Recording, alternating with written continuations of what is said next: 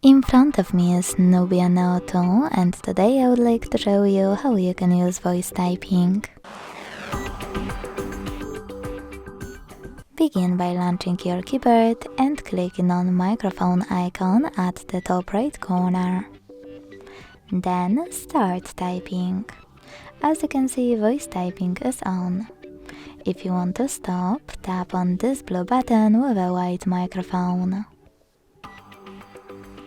If you want to start again, use the same button, now white with blue microphone.